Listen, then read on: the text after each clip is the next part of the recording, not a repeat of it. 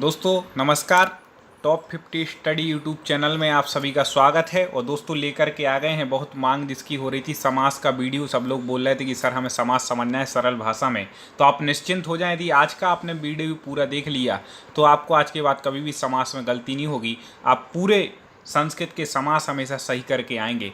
कई लोग सोचते हैं कि हमें हिंदी के समास आते हैं तो संस्कृत के बन जाएंगे, उनकी बहुत बड़ी गलत फहमी, गलत धारणा है। इसको आप भूल जाएं, संस्कृत के समास थोड़े अलग हैं।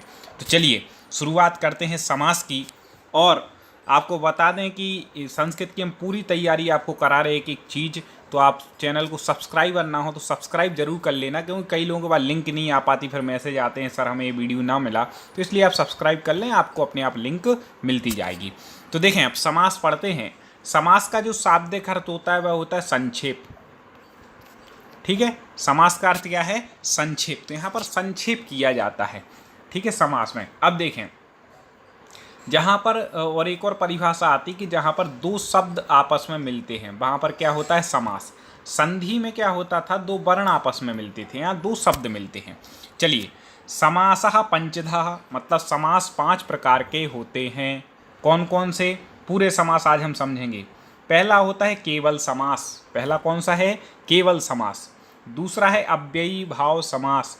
तीसरा तत्पुरुष समास। चौथा द्वंद्व समास। और पांचवा बहुब्रीहि समास। ये संस्कृत के समास हैं। ठीक है, अब एक एक पर हम चर्चा करते हैं। बड़ी सरल भाषा में आपको समझाएंगे, चिंता मत करिएगा। संस्कृत है, आपको आपकी भाषा में समझ में आएगा। देखें, पहला है केवल समास। केवल समास की परिभाषा क्या है? तो संस्कृत की परिभाषा है, हम हिंदी में भी बताएंगे। साचा विशेष संज्ञा विनिर्मुक्तः केवल समासा प्रथमः, मतलब वह समास जो विशेष संज्ञा से विनिर्मुक्ता मतलब रहित होता है वह केवल समास है। प्रथमा मतलब प्रथम समास है। देखिए क्या कह रहे हैं, वह समास विशेष संज्ञा से रहित केवल समास नामक प्रथम समास है। अर्थात जिस समास का कोई विशेष नाम नहीं रखा गया। विशेष संज्ञा मतलब होता है नाम, आप जानते होंगे।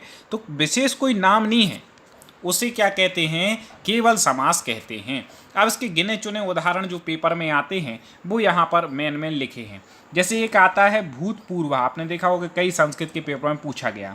तो इसका समास विग्रह क्या हो जाएगा? पूर्वम भूतः। क्या हो जाएगा? पूर्वम भूतः, मतलब भूतपूर्व। ये याद करना पड़ेगा, आपको रटना पड़ेगा। इसके तो रटना ही पड़ेगा, और आगे के समासों के हम बता देंगे, इसके रट लो आप। अगला है बागर्था बिब, मतलब इसको आप तोड़ दो तो बागर्थौ इब। ठीक है, बागर्थौ इब। इस प्रकार से दो प्रश्न इसके ज़्यादा पूछे जाते हैं, आप इन दोनों को रट लें। एक इसके उदाहरण है केवल समास के। अब देखें, दूसरा जो समास है वह अव्ययी भाव समास है। एक एक चीज़ को अच्छे से समझना, वीडियो को कहीं भी स्किप नहीं करना, जिससे आपका कुछ भी ना छूटे। ठीक है, तो अब देखें, अव्ययी भाव समास है दूसरा। इसकी परिभाषा क्या है?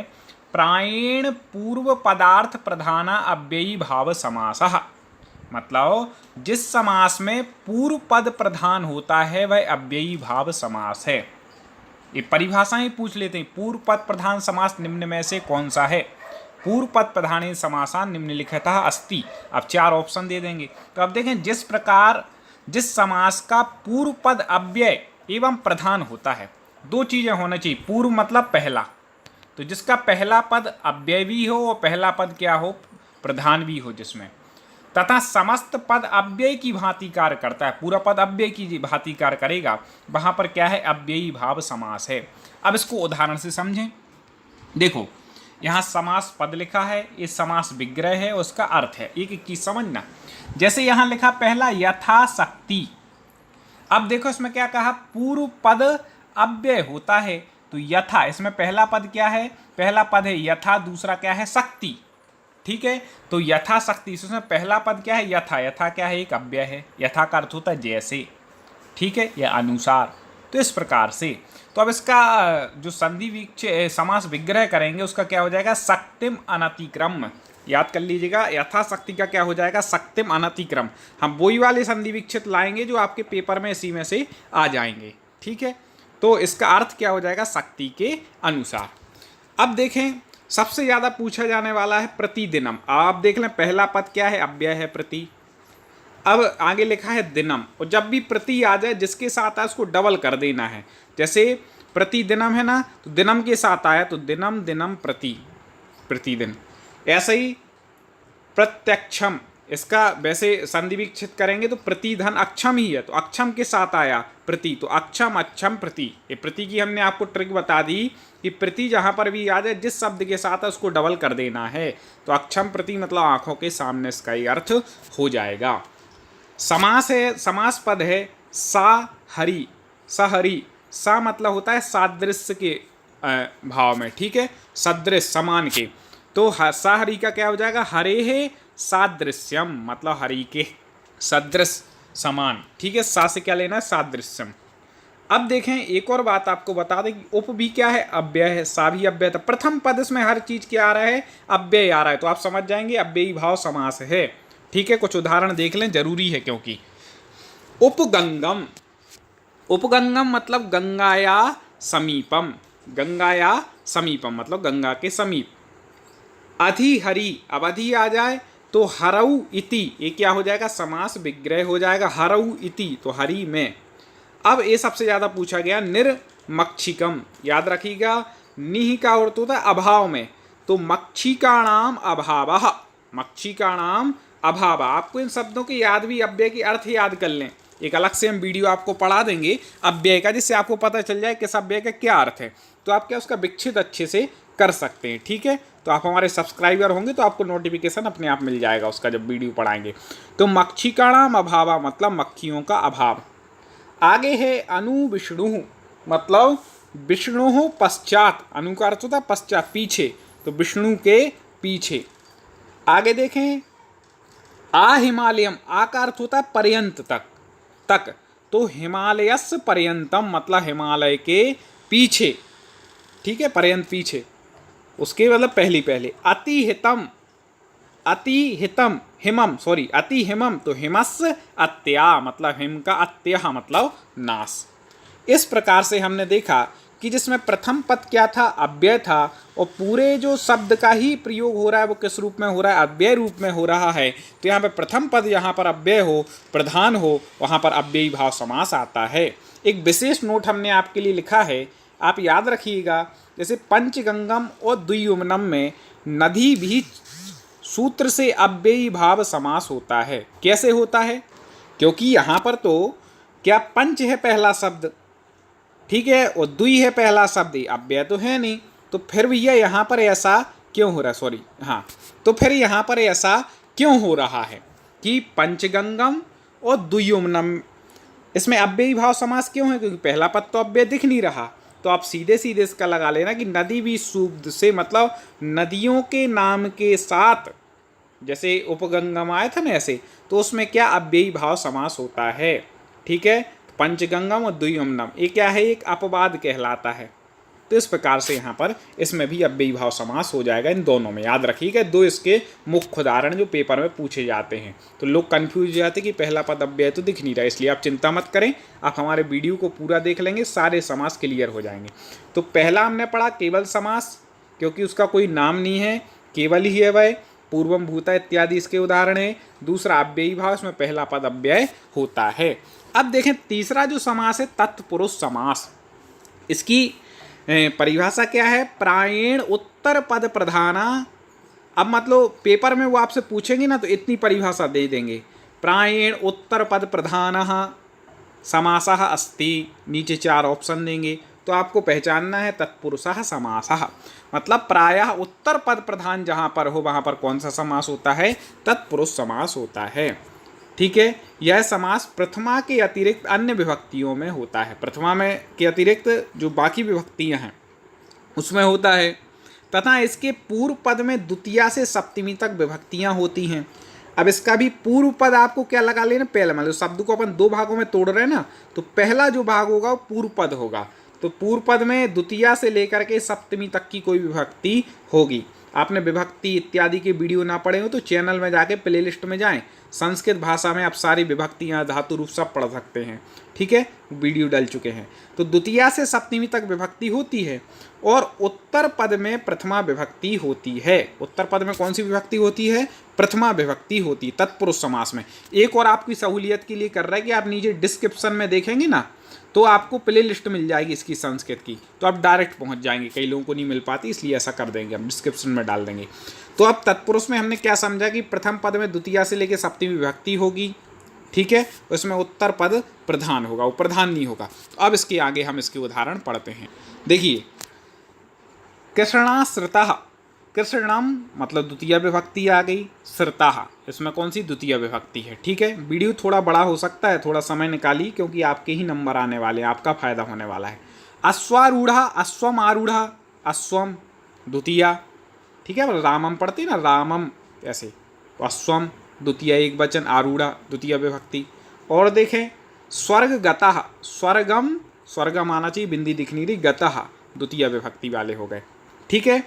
अब बाण हता, बाणेन हता मतलब बाण से हता मतलब मारा गया, ठीक है, तो इसमें तृतीया हो गई। नख भिन्ना, तो नखैर भिन्ना, नखई भिन्ना मतलब नख से भिन्न, ठीक है, तृतीया हो गई।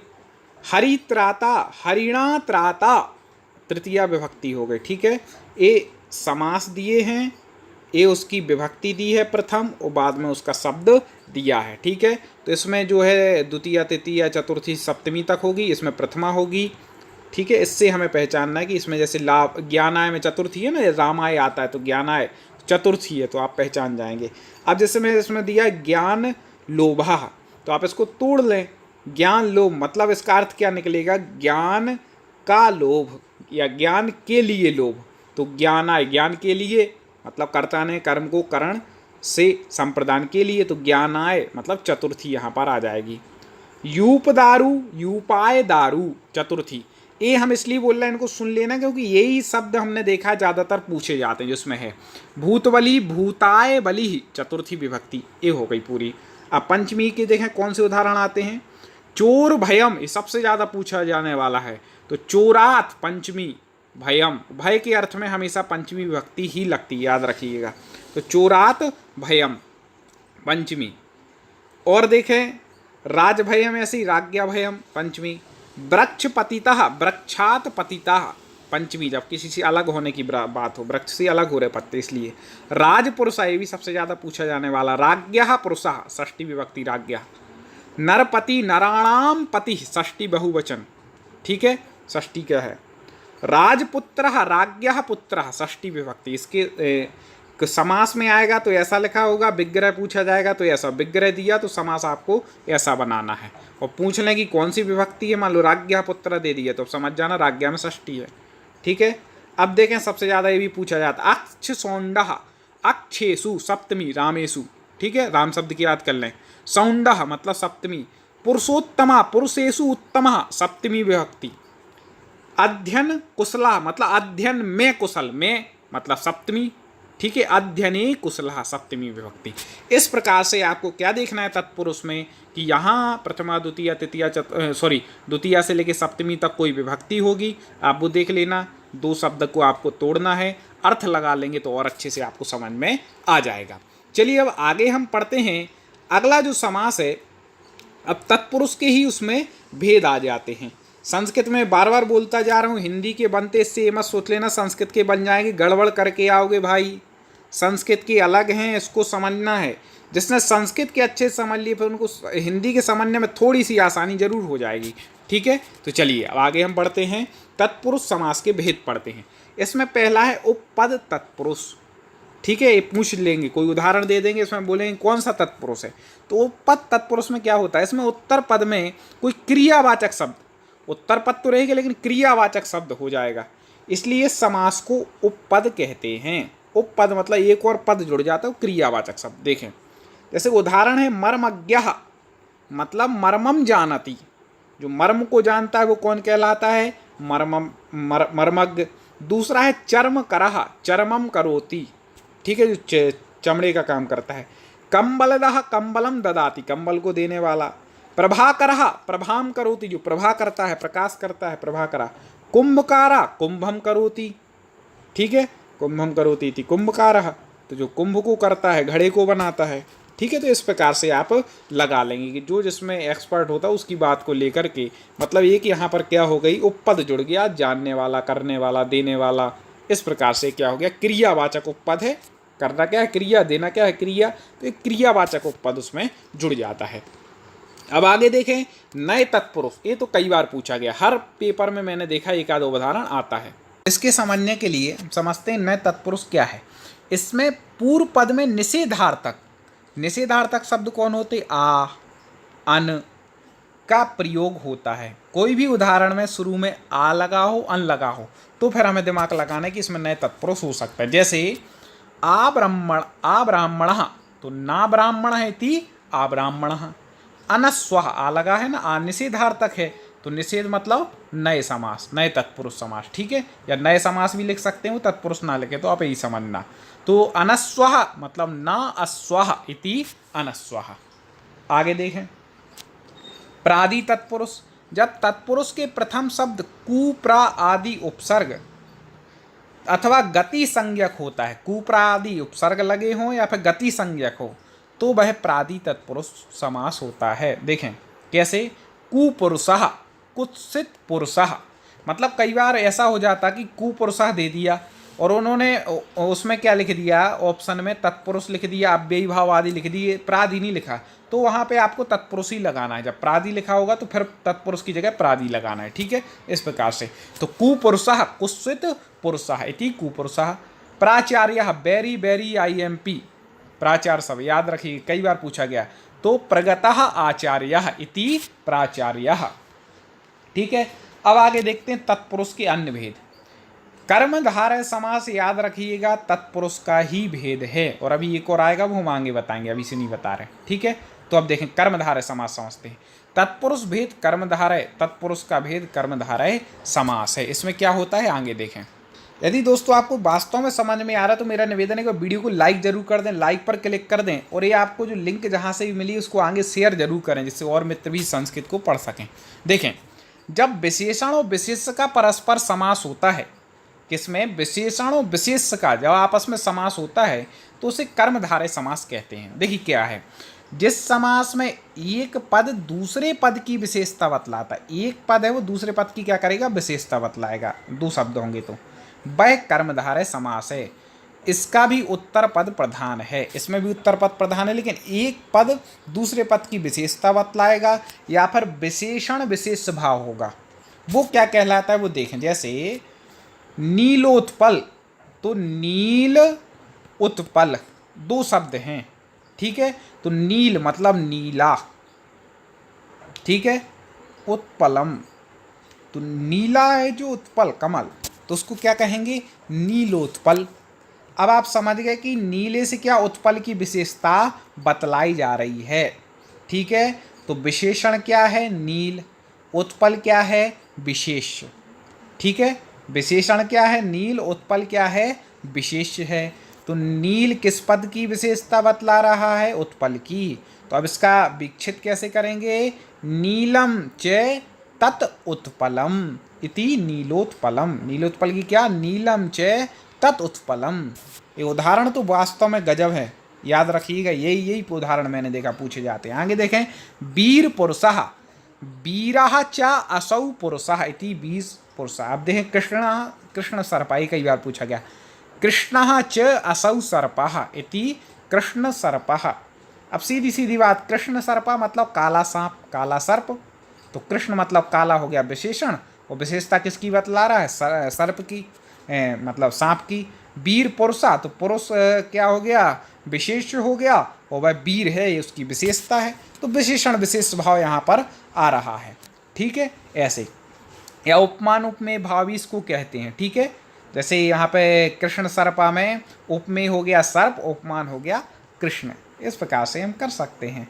जीर्ण तरिः, जीर्णः च असौ तरिः, ठीक है। महात्मा, ये कई बार पूछा गया, महान च असौ आत्मा, मतलब महान है जो आत्मा, भाई कौन है, महात्मा है।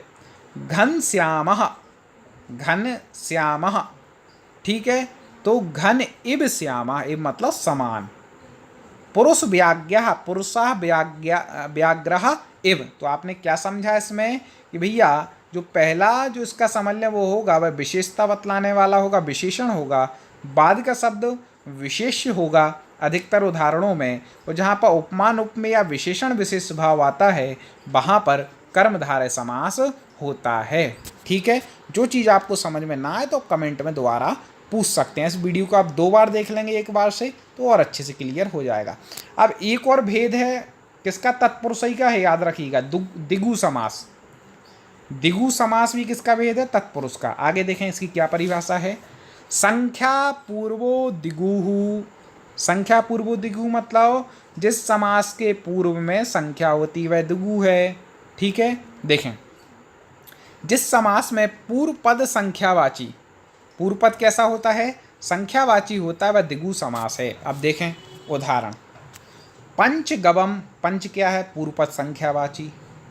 ठीक है, पंच ए भी है, त्रि, पंच, त्रि, कुछ भी हो, अष्ट, सत, कोई भी इसका होगा, पहला पद क्या होगा, संख्यावाची। लेकिन एक चीज़ हमें समझनी है, वो क्या, इसका समास विग्रह। देखिए समाहारे दिगु, एक और इसकी जो परिभाषा है क्या है, समाहारे दिगु मतलब समाहार के अर्थ में दिगु समास होता है। जैसे पंच गवम, अब समाहार लगाना है तो पंच में पंचानाम, क्योंकि 5 हैं, बहु है, बहुवचन है, तो पंचानाम क्या है, गाय हैं, तो गवाम। अब समाहार है, यहाँ पर 5 गायें जहाँ पर मिल जाए हों तो अपन क्या बोलेंगे, उसको पंचगवम बोलेंगे। तो पंचानाम गवानाम समाहारा इति पंचगवम। ऐसे ही देखें, पंचपात्रम, सीधी बात, पंचानाम पात्राणाम समाहारा इति पंचपात्रम। त्रिलोकी, त्रयाणाम लोकानाम समाहारा इति त्रिलोकी। पंचवटी सबसे ज़्यादा पूछा जाता है, सीधी बात है, बहुवचन में, क्योंकि 2 से जब ज़्यादा हो जाते हैं संस्कृत में बहुवचन होता है, सब हम पढ़ा चुके। पंचानाम बटानाम समाहारा, समाहार अर्थ में होता है, तो आपको दिगु में समाहार सबके साथ लगाना है। आगे देखें, त्रिभुवनम, त्रयाणाम भुवनानाम समाहारा। आगे अष्टाध्यायी, अष्टानाम अध्यानाम समाहारा, मतलब 8 अध्यायों का समाहार। अष्टाध्यायी किसकी रचना है, क्वेश्चन हम आपको दे रहे हैं, प्रश्न, जिसका उत्तर आपको कमेंट में बताना है, और जरूर से बताना है दोस्तों। देखते हैं आपकी कितनी रुचि है, कितने लोग सही बताते। अष्टाध्यायी किसकी रचना है, उनका नाम आपको कमेंट में लिखना है। आगे देखें, शताब्दी, शत मतलब होता है 100, तो शतानाम आपदानाम समाहार। यदि आपको संस्कृत की गिनती ना बनती हो तो हम वीडियो डाल चुके हैं, आप वो देख लें। आप यूट्यूब पे सर्च करें टॉप 50 स्टडी, यूट्यूब पे लिखें तो हमारे वीडियो आपको क्रम से मिल जाएंगे। आगे देखें, इसमें भी एक नोट लिखा है कि नदी भी सूत्र से नदीवाची में समाहार अर्थ में दिगु ना होकर अव्ययी भाव समास होता है। जैसे वहाँ पर पढ़ा था ना पंचगंगम, तो यहाँ पर तो ऐसा आना चाहिए पंचानाम गंगानाम समाहारा, तो यहाँ पर समाहार जब लिखा है तो फिर दिगु क्यों नहीं आया, वहाँ पे अव्ययी क्यों आया, क्योंकि गंगा नदी के अर्थ में है इसलिए।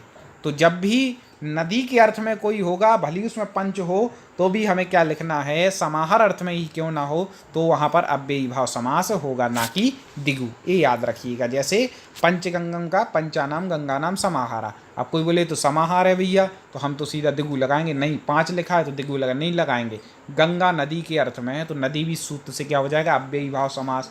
द्वियोमनम द्वयो, द्वि में द्विवचन, द्वयो यमुनयो समाहारा, तो ये भी याद रखना है, द्वि है तो इसमें भी 2 वचन, इसमें भी द्विवचन। ठीक है, तो ये अव्ययी भाव समास हो गया।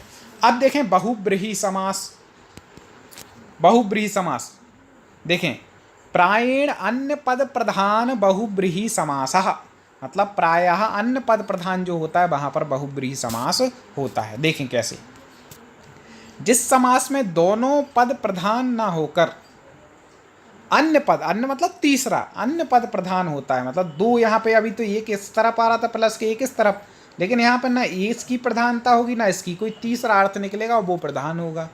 ठीक है, अर्थात दोनों पद मिलकर किसी अन्य की ओर संकेत करें, वह बहुब्रीहि समास कहलाता है। उदाहरण से इसको आप और अच्छे से समझिए, देखिएगा भाई। तो एक और मेरा एक आपसे निवेदन था कि आप हमारे सब्सक्राइबर तो बन गए, लेकिन यदि बेल आइकन को दबा लेंगे तो वीडियो का आपको नोटिफिकेशन की तुरंत आइकन भी बच जाएगा। आपका ही इसमें बड़ा फ़ायदा होने वाला है, क्योंकि कई मित्र हम देखते कमेंट में लिखते सर हमें इसकी लिंक बता दें, वीडियो कहाँ मिलेगा। अरे भाई सब्सक्राइब कर लो, टेंशन फ्री, आपके पास तुरंत जानकारी आएगी। आपको वीडियो अच्छा लगे ज़रूर देखें। ठीक है, देखें, कंठे कालः, अरे बहुब्रीहि समास पढ़ रहे तो इसमें क्या अन्य पद प्रधान है, कंठे है काला, तो इसमें यस्य सहा या एन सहा अपन को सबके साथ लगा होगा। विग्रह में क्या लगा होगा, यस्य सहा या एन सहा, याद रखिएगा। ठीक है, तो अब देखें इसके उदाहरण को। कंठे काला यस्य सा, उनको क्या बोलेंगे, कंठे काला बोलेंगे। जिनका कंठ, कंठे मतलब क्या, कंठ होता गला। ठीक है, प्राप्तोदका प्राप्तम उदकम येन सहा, मतलब जिसने उदक जल को प्राप्त कर लिया है वो प्राप्तोदका हो जाएगा। पीताम्बरा, पीला है अंबर जिसका, तो पीतम पीला, अंबरम मतलब वस्त्र, यस मतलब जिसका, सह मतलब वह, पीताम्बर है।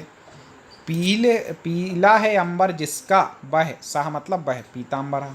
ठीक है, चक्रपाणी, पाणी मतलब हाथ में है, चक्र जिसके, तो चक्रम पाणौ यस्य सः इति चक्रपाणी बहुब्रीहि समासा। आगे और समझना है, अभी खत्म नहीं हो गया। लंबोदरा, लंबम उदरम यस्य सा, लंबा है उदर जिसका, लंबोदरा। अब यहाँ पे देखो तीसरा अर्थ निकल रहा कि नहीं, लंबोदरा गणेश जी को कहते हैं, चक्रपाणी कृष्ण जी को कहते हैं, पीताम्बर भी उनको कहते हैं।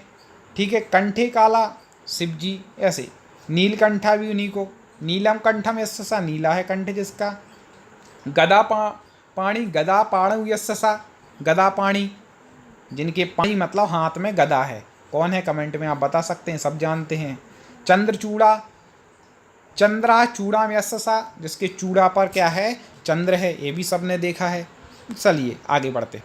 अब बहुव्रीहि के बाद हमें पढ़ना है द्वंद्व समास। अब इसके भी भेद हैं, इसको अच्छे से पढ़िएगा। द्वंद्व समास को देखें, आप वीडियो की चिंता मत करें, बड़ा होने दो, कोई दिक्कत नहीं, 2 बार में देखना, लेकिन पूरा देखना, मेरा निवेदन।